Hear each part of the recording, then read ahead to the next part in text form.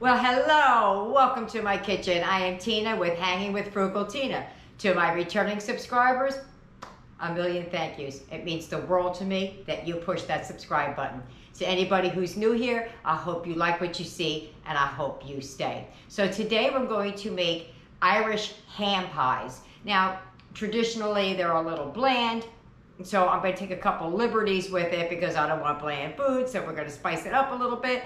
But let me show you how to make this very, very simple recipe. So come with me. I'm going to show you what to do. Let's go. Come on, let's hit those pots. Let's go.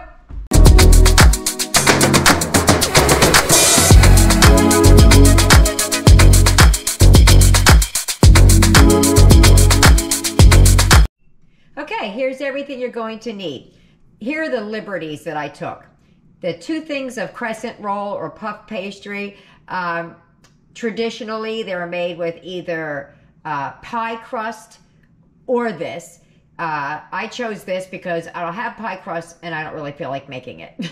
So that's why I did that. But I want to put that out there ahead of time. It does call for the cabbage and some potatoes. And I believe the tomato paste. The rest is us taking liberties to spice it up a little bit. And I think it came with the thyme because thyme isn't something I would usually grab. So that might be something I read somewhere along the lines. So let's just get right to it and start doing what we got to do.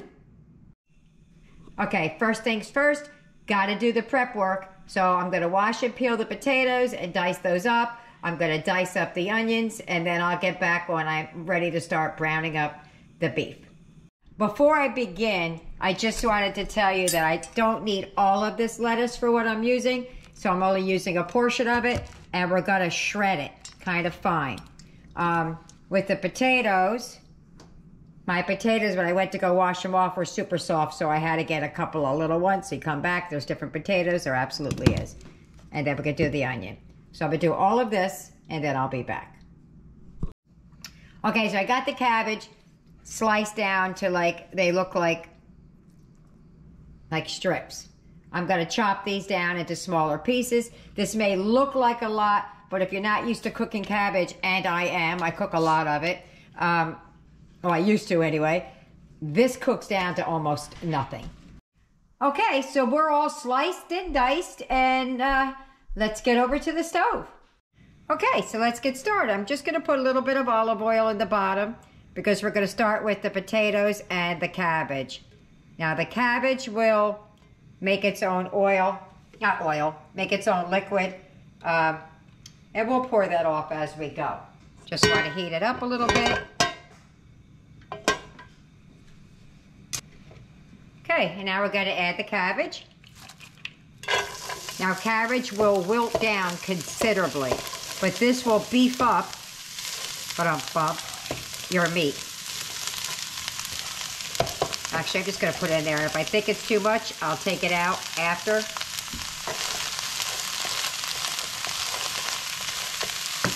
Let me give that a lid for a few minutes just to get it started, to start wilting down to give us some liquid. Okay, starting to cook down a little bit. I'm going to add some potatoes.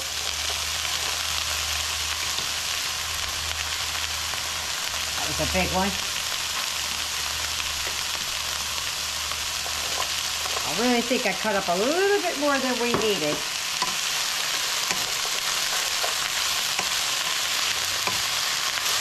That's all right. I can use these for home fries in the morning. To this, I'm going to add some, this is where I'm taking some liberties here. Some seasoned salt.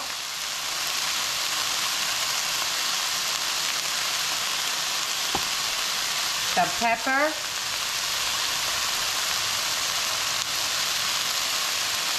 and I'm going to do this in layers, okay?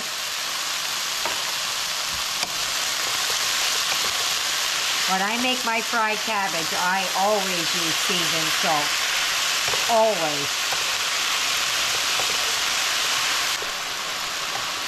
So I'm going to cook this down so the potatoes are almost tender because we're going to add the ground beef.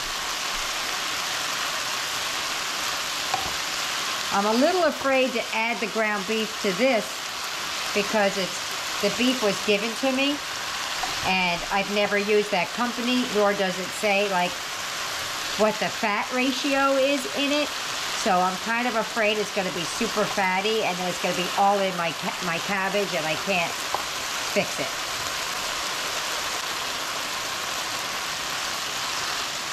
All right, let's give this a few minutes and let it cook down. Okay, right about here is where I would be adding the meat to the pan. But because I'm afraid of that meat over there, as far as the fat content, I'm going to take it out and do it separately because I'm afraid of ruining the entire dish because I don't know the fat content. So if I start cooking it and seeing that it's okay, I'll put it in, put it back in. But if not, I'll drain off the grease and then add this back in. So let me get to doing that. Just want to tell you, I just tasted that. Delicious. I just wanted to make sure my potatoes aren't too done. You want a little bit of crisp to them, but not much. I can smush this between my fingers, but not without applying some good pressure. So let me take this out and get the other hamburger meat in. Okay, so I'm back. This is the meat I'm talking about that I got from the Shares program. It says the Chicago Meat House ground beef, but it doesn't say like how much is fat and how much is not. So I don't know what percent this is, but we're about to find out.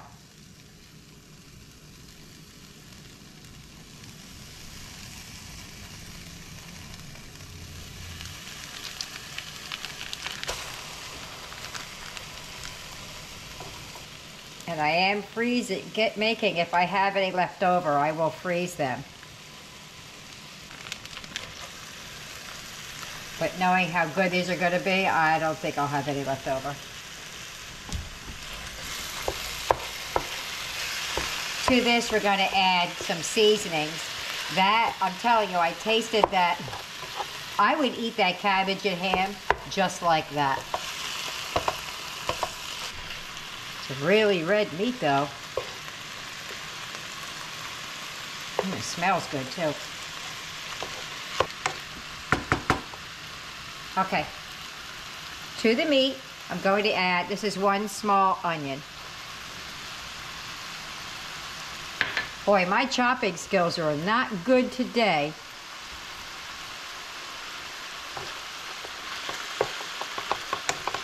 Wow, it's pretty lean. How about that? I guess I could put my potatoes in there.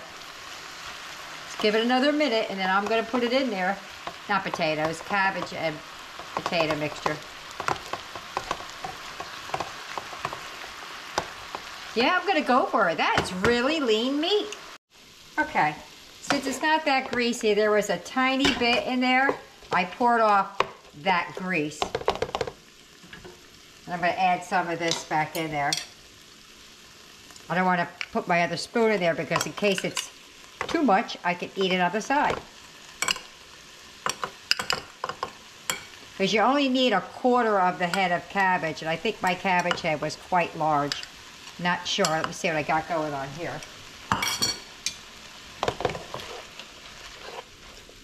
Yeah, that's good. All right.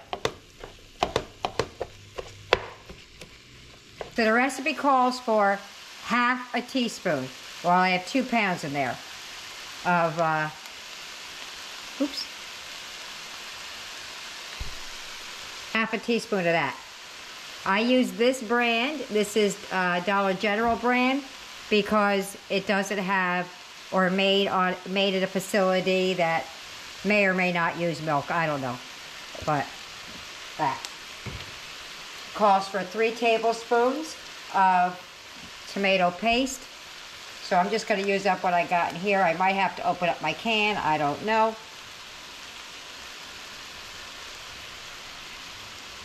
I thought I would like using this. I don't. It's convenient for little stuff, but I could just open up a can and put it in the freezer. Yeah, it needs a little bit more. Okay, so the recipe called for 3 tablespoons.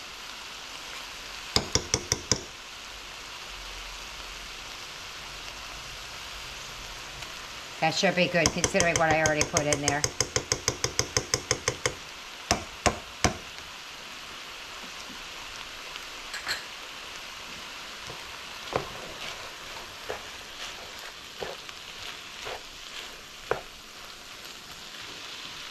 I'm going to add some garlic. It didn't call for garlic, but I didn't add any fresh garlic in it, so I'm just going to add. Season with your heart, guys. And because I only had a little bit of onion, I'm going to put another layer of this dollar store onion in here.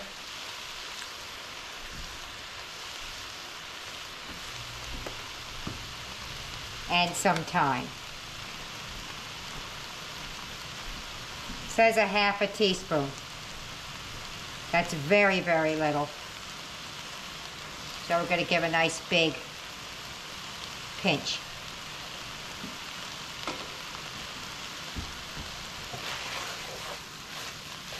And we're going to give it a stir. Okay, I'm going to put in a little bit of water. This is 1/8 of a cup. It doesn't call for it, but my experience as a mommy cook tells me it needed it.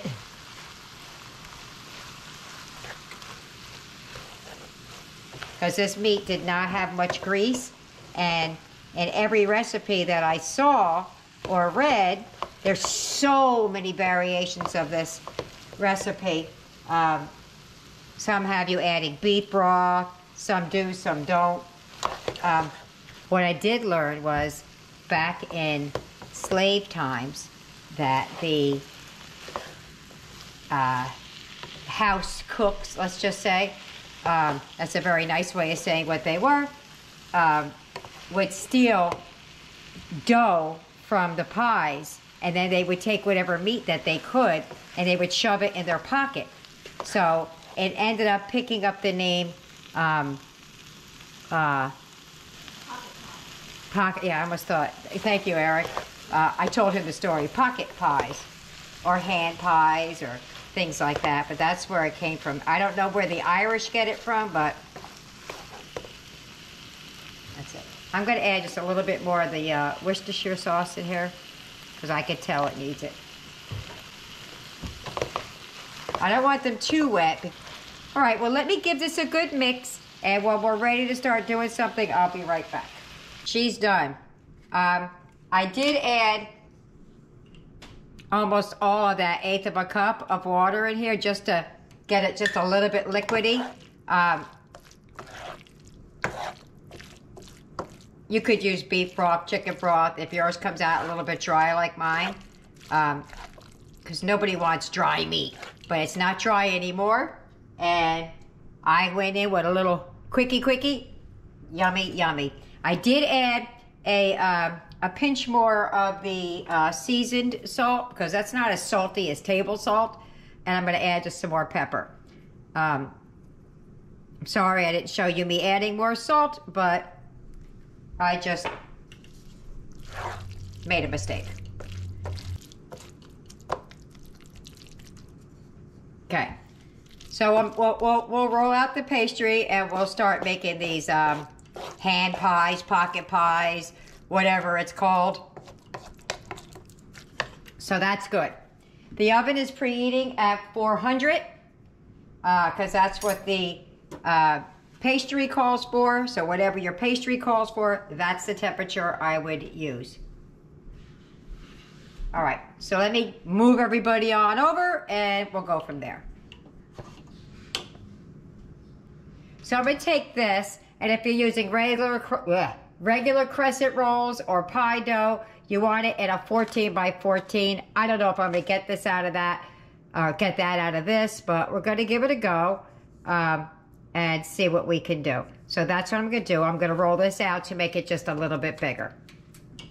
Okay, so I rolled it out as square as I could get it, and then I went down the middle, and bloop, bloop. So I made 6 out of this. I do have another roll, so I'll be okay. So what you do is you just take your little pastry thing, stick it to the counter a little bit. I knew it was going to stick when I was doing that. I could feel it sticking.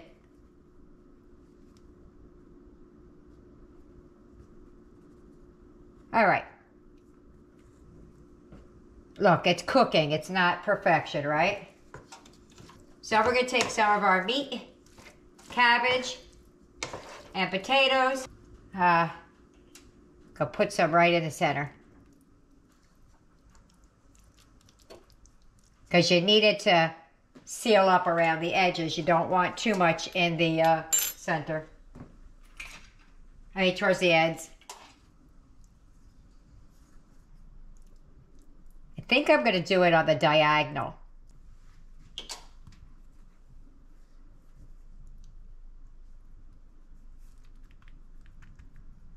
Yeah, I'm going to do it. I'm going to roll it over like it's an empanada or something. Which it's not, but...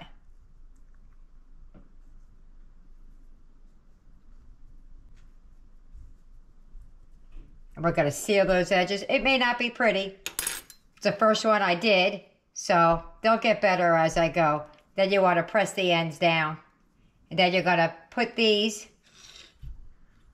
on this pan. I'll show you one more step, or 2 more steps before this goes in the oven. But let me make up the rest of these, and if I get the hang of it, I'll come back and show you what it is. Okay, I'm getting the hang of it. Gotta take it right down the center. I think I was overstuffing. I still might be overstuffing for all I know.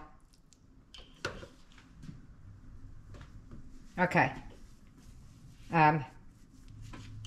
What I'm doing with this is I got my fingers floured because when they were wet it was sticking to it. But you just fold it over like that. And then I took the ends just to keep it super sealed. I folded them just a tiny bit all the way around.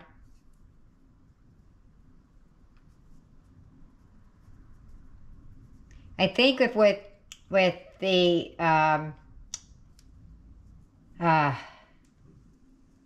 pie crust, it's a little bit more forgiving. This is very, very thin. And then I just went around the edge and gave it a good old a crimping like we would do on our goodness, I'm at a loss for words today. We're giving it a good old crimping like we do when we bake pies and things like that. Just right around the edges to kind of seal it up. And then I was using this metal spatula just to help me pick it up. And then put it on the tray over here. So I got it. And the trick is lots of flour. Lots and lots. So I took it off the counter like that because it stuck a little bit. I put that side down. There you go. Onward, forward. All right, well, let me finish these up and I'll be back. Okay, they're not pretty, but they're done. So what you're gonna do now is you're gonna cut a slit in them, but not before I do a little bit of an egg wash on them. Because if I do the egg wash after, then it seals up the, I keep wanting to call them empanadas because that's what they remind me of the hand pie. They'll seal up the holes. Some of them look good, some of them didn't. I'll tell you what, I used 2 different kinds. I used one that was crescent roll and one that was puff pastry. I have to tell you, the puff pastry wins hands down. I don't know what the difference between the 2 are, but that wins hands down. So, learn from my mistakes. I've never made this before, so this is the first time for me too. So, what I've learned is that you want to put some slits in this so that the steam escapes and they don't burst open. This is just an egg wash to make it look pretty. So that's why I wasn't too concerned about some of the holes. So I'm just going to cut a little slit. And then these are going to go in the oven until they're done. Golden brown and puffy. So when that comes out of the oven, we will be back. I forgot to mention, this isn't all this made. I have a whole nother tray. Oh, I'm going to show you some lovely ham pies. And look at there. It looking yummy. I can't, ooh, I don't want to touch it, so hot. We're going to get that on the table. And we will meet you where, guys? At the table. Well, hello! We're at the table! We're going to dive right in. We already got them cut open a little bit. So just take your look. I had to break them open to get some air in there so we didn't burn ourselves. So let's give it a go, guys. Ready? Mm-hmm. Go. Mm. Mm. Mm. Mm-hmm. Really good. Mm-hmm. The sweet bread. Yeah? Mm-hmm. I don't know what else to say. It's really, really good. Yeah. This is a do again for me. What about you? Yes. What about you? You like it? All right. Well, let's get everybody over here finished so we can actually start plating things up. So I'll see you at the wrap-up. Bye. If you get any benefit at all from my content, you can help me out by clicking like, share, commenting, and definitely hit that subscribe button. And don't forget to hit the notification bell so you'll be notified every time I upload a new video. Alrighty, dinner's over, and there's the age-old question I ask every night. How did we do? Booyah! 2 little pies left. And this one here, I mean, do your fingers like that, and it's teeny tiny. This is more like a finger pie, and this one definitely is a ham pie, size of my hand. So there you have it. Absolutely delicious. And I wish I could put my finger on what it reminds me of, and if I do remember before I edit this video, I'll stick it up. But maybe when you make it, you can taste it and tell me what it reminds you of. I have had it before, I just can't put my finger on it. So there you have it. So I hope you like it. Well, first I hope you try it. Then I hope you like it. So I'll see you later. Bye.